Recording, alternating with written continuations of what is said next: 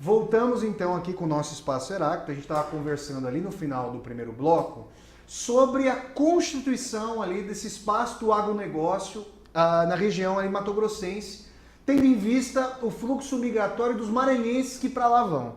Ariana, eu imagino que fundamentalmente seja a necessidade econômica que os leva à migração para o Mato Grosso. Mas aí eu faço uma série de perguntas em uma só. Seria o quê?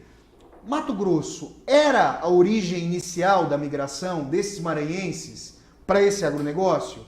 Se não, quais seriam originalmente outras regiões? E mais, que outras necessidades, além da econômica, poderiam contar para eles realizarem esse movimento migratório? Perfeito, Flávio. Quando a gente pensa em imigrante, a gente sempre tem uma imagem, né? A do homem nordestino, que é desprovido de necessidades das mais básicas, né? De se alimentar, enfim, de sustentar a sua família, né? E quando a gente conhece um pouquinho de perto essas histórias, essas narrativas, né? A gente percebe que o movimento é constituinte de um modo de vida mesmo dessas pessoas, né? Então é gente que já tinha ido para os garimpos, né? Na época do fechamento dos garimpos, né? Do Collor, né? Acabam descendo para a região norte do Mato Grosso para trabalhar com madeira, né? Recentemente você vê que de uns anos para cá as madeireiras foram fechadas e aí eles descem do norte do Mato Grosso rumo a essa região centro-norte do Mato Grosso, onde hoje você tem essas grandes fazendas e grandes propriedades de soja. Né? Então o movimento ele é constitutivo já do modo de vida dessas famílias. A gente pode dizer que é econômico? Pode dizer, mas isso parece que é uma coisa que os movimentos sociais, a igreja, todo mundo já acompanha meio de perto isso, né? De você não ter condições de sobreviver na região. O que a gente vê é que nem sempre quem migra são os mais pobres, né? São aqueles que não têm terras ou desprovidos, né? De qualquer recurso, né?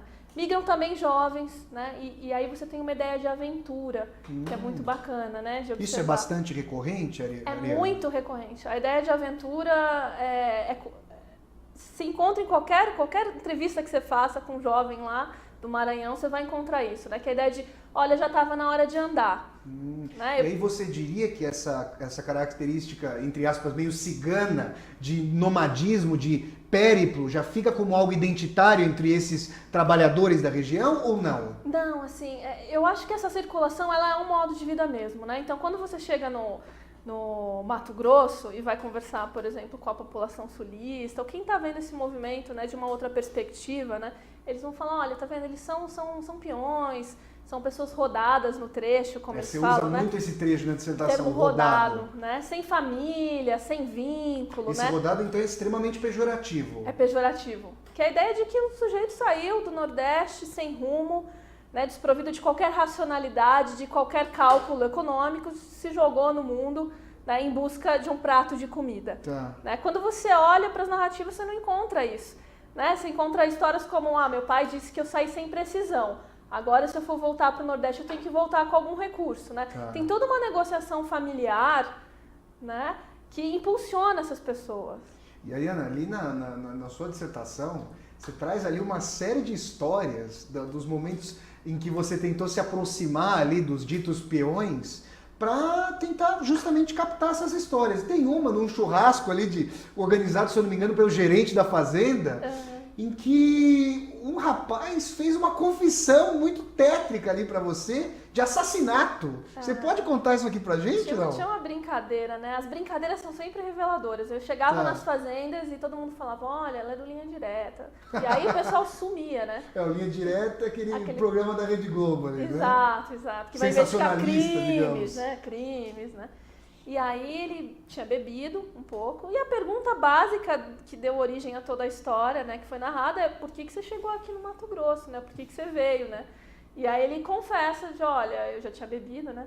Eu cometi um crime. Nossa. Né? Cometi um crime na minha região de origem e fugi. Fugiu pra cá. Fugi pra cá. E histórias desse tipo porque eu não paguei a pensão, porque causavam um certo pensão medo. Alimentícia. Pensão alimentícia, né? E por isso eles fugiam, né? Era uma estratégia. Tá. O que eu queria mostrar com essa história é que, assim, a gente olhar pelo viés econômico explica um determinado movimento, mas por si só ela é muito frágil, né? Você tem brigas familiares, né? Às vezes você pensa que o movimento sempre é uma disruptura, né? O movimento ele sempre rompe com a família, né? E às vezes quando você observa, não, o movimento é justamente aquilo que vai unir a família. Por exemplo, um menino conta um caso, né, de que ele brigou com o pai, e o pai publicamente, num momento de eleição, de política, ele teria xingado uma pessoa lá da comunidade, e o pai humilha ele publicamente, né? Ah, você falar uma coisa dessa, é tão jovem, você tem que calar sua boca, e foi pra cima dele pra bater, e chegou a agredi-lo na frente de todas as pessoas da comunidade, né? Ele, para não romper com o pai, ele sai da cidade, né? A mesma coisa acontece com separações de casamento, né? Então, assim, são outros fatores também que estão em jogo nesses movimentos, né? O movimento ele é parte de uma possibilidade de resolver certos conflitos, não necessariamente uma ruptura com o local, uma ruptura com a família, né? O movimento sempre tem essa característica de... Você coloca também na dissertação que, além, obviamente, da necessidade econômica que existe, você está colocando, também há certas mobilidades para um projeto econômico que não está relacionado necessariamente só à questão da subsistência, mas a compra de eletrodomésticos, de complementação de renda. E é interessante, antes da gente entrar no segundo grupo que compõe ali, que seriam os sulistas, que você mencionou, eu te perguntaria, já também entrando numa outra questão que virá adiante do nosso debate, existe ali com políticas públicas como o Bolsa Família uma nova configuração das esferas públicas, seja no Maranhão, das mulheres que permanecem, seja ali no Mato Grosso do agronegócio, com os homens que vêm para complementar já aquela renda que está presente então, e eles podem ter acesso a bens aos quais ele nunca tinham acesso até então, Ariana? Acho que tudo isso está envolvido numa questão que é de projeto, né? As pessoas têm projetos, as pessoas têm planos, ao contrário daquela suposta irracionalidade do peão solto no mundo, peão rodado, né? Projetos de ampliar a casa, né? Colocar uma cerâmica na casa, né? Colocar um banheiro, um telhado que não seja de palha de babaçu, né? Comprar uma moto, né, que a moto ali para os deslocamentos naqueles interiores do Maranhão é fundamental, então não é um artigo menor ou desimportante, né? Todo mundo vai com projeto, todo mundo vai com plano, né? Todo mundo negociou isso com seu pai, com a sua mãe, enfim, ou saiu de uma maneira a não ter que romper com os pais, né? Então tudo faz parte de um projeto mesmo. E isso é interessante. Antes da gente entrar nessa questão das políticas públicas, tem um fator interessante para nós pensarmos na persistência e reprodução dos estigmas de preconceito, de clivagem social em uma nova região, ou seja, uma tensão entre sul e norte, digamos, e nordeste, que se reproduz ali no Mato Grosso. Você fala também na sua dissertação sobre os sulistas. Quem são esses sulistas? Por que eles foram para o Mato Grosso? Quando eles foram para o Mato Grosso? Qual a diferença desse movimento migratório deles para a região centro-oeste e dos maranhenses, sobretudo, para lá? Esse movimento dos gaúchos, a gente fala gaúchos, mas sulistas, né? Para o Mato Grosso, ele foi um movimento patrocinado pelo Estado brasileiro, na década de 70. Tá, durante a ditadura, né? Ou seja... Exato, uma série de programas, né? Polo Centro, Programa de Desenvolvimento Agrícola do Cerrado, da região do Cerrado. Então, ele é fruto de políticas públicas, né? Que levaram gaúchos, né, a explicação que os gaúchos dão para esse movimento. Eu só te pergunto, quando você está falando dos gaúchos, a gente obviamente vai associar o pessoal do Rio Grande do Sul, mas você está falando dos 3 estados do Sul, não? Exato, eu estou falando de um movimento que foi, eu estou usando o termo nativo, claro, né, claro, como eles se identificavam, né? Mas é o pessoal do Rio Grande do Sul que em algum momento também já foi para o Paraná em busca de ampliar suas terras, né? As famílias começam a crescer, as parcelas de terra são pequenas, então eles vão para o Paraná já para poder ampliar essas terras e partem para o Mato Grosso, né, já com algum tipo de recurso, porque não eram todas as famílias que iam para lá, você tinha que ter um certo recurso para desenvolver, né, aquela ideia de um centro-oeste vazio, né, e que precisava ser ocupado na ditadura, né, claro. Você tinha toda uma população indígena lá que foi dizimada. Claro. Os militares estavam preocupados com uma questão, vamos colocar entre muitas aspas, soberania nacional, ocupação do território. Então esse movimento migratório é um movimento, digamos, de elite, um movimento de quem podia investir na região. Era alguém que já vinha com posse para essa região. Exatamente. E aí eu te pergunto, como ficam as relações entre esses sulistas, que você coloca que se veem como os pioneiros da região, e os peões que vem do Nordeste. Como é que ficam as relações entre eles, Ariana? Existia uma necessidade de mão de obra nas fazendas, né? Então, um trabalho que era um trabalho temporário. E a população, tinha uma população, eu falo maranhenses porque foi a população com a qual eu trabalhei, mas você tem nordestinos, a gente podia trabalhar em termos de nordestinos e sulistas, né? Mas você tem toda uma população que chega à região, correto? E quando você chega em algumas dessas cidades é de uma pujança inacreditável, né? São cidades bonitas, cidades grandes, com avenidas arborizadas, de um lado da BR-163. Né? Do outro lado da BR-163 a gente tem toda uma população maranhense. Quer dizer, essas exclusões que aqui a gente já encontra, né? Na cidade, elas só se reproduzem e reforçam isso lá nessa cidade. Os contatos entre esses dois grupos são contatos hierárquicos e mediados sempre pela relação de trabalho? Eles praticamente não se comunicam fora dessa esfera? Você diria isso? Assim, na cidade, você tem uma cidade dividida pela BR. De que cidade você está falando ali pra gente se localizar? Da região de Sorriso, de Lucas do Rio Verde, né? Um conjunto de cidades ali que margeiam a BR-163. Correto?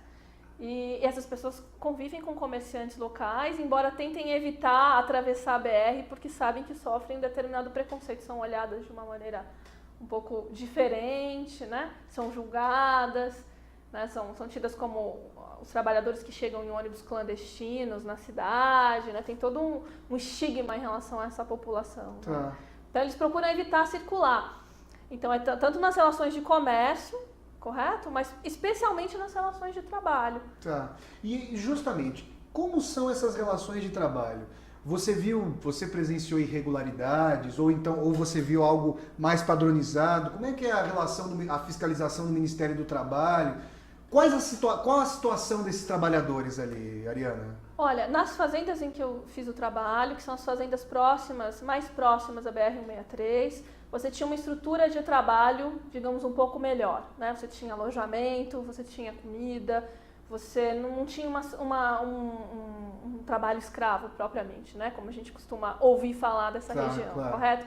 Mas a gente sabe que existe, porque isso era uma preocupação dos trabalhadores. Então, quando eles chegavam nos hotéis e hospedarias da cidade, iam procurar emprego, eles ficavam um pouco ressabiados em aceitar certas propostas, dependendo da distância que essa fazenda se localizava em relação à BR-163. A BR era vamos dizer assim, o ponto forte de fiscalização. Ao redor dela orbitavam os direitos. Quanto mais distante dela, mais difícil a garantia de direitos, é isso? Isso, na percepção dos trabalhadores. Né? E eu acho que é uma percepção bem fundamentada, né? Porque eles estão continuamente indo e vindo e trabalharam em inúmeras circunstâncias. Alguns já tinham relatado experiências de trabalho escravo, sim, né? De ficar não ter um alojamento, mas de ficar num barracão, né? À margem ali de um rio e ter que cozinhar e ter uma rede para dormir e às vezes não ter o que comer ou não ter o que beber. Então, eles passaram por esse tipo de experiência, sim. Então, a gente acredita que realmente ainda exista isso. Tanto que eles já estavam muito bem informados e negociavam isso, né? Com os patrões. No momento de obter um trabalho, isso era objeto de negociação. Essas negociações são mediadas por sindicatos ou isso parte de iniciativa dos próprios trabalhadores que se comunicam? Pois é, então, nessas hospedarias e hotéis da cidade, você tem casas, tanto de um lado da BR como do outro, onde você constitui figuras que, a princípio, não são ligadas ao universo do trabalho, mas elas fazem a articulação entre os trabalhadores e os produtores. Então, um dono de hotel, por exemplo, uma hospedaria em que os trabalhadores chegam, né, como referência, ele pode ser um agente bem importante para articular essas relações de trabalho. Então, o produtor liga para o dono do hotel, olha, eu preciso de tantos homens para dirigir trator. Né? Ele vai lá e recruta entre as pessoas, ele vira um recrutador, né? Ele recruta os trabalhadores e os trabalhadores negociam com o produtor. E você coloca, a gente entra agora nessa questão das políticas públicas, sobretudo nos últimos 10 anos ali com o governo federal, você coloca na sua dissertação que o salário é muito baixo desses trabalhadores ali, que muitas vezes eles são registrados, mas que parte é registrado na carteira, parte eles recebem em espécie, em sacas de soja e assim por diante.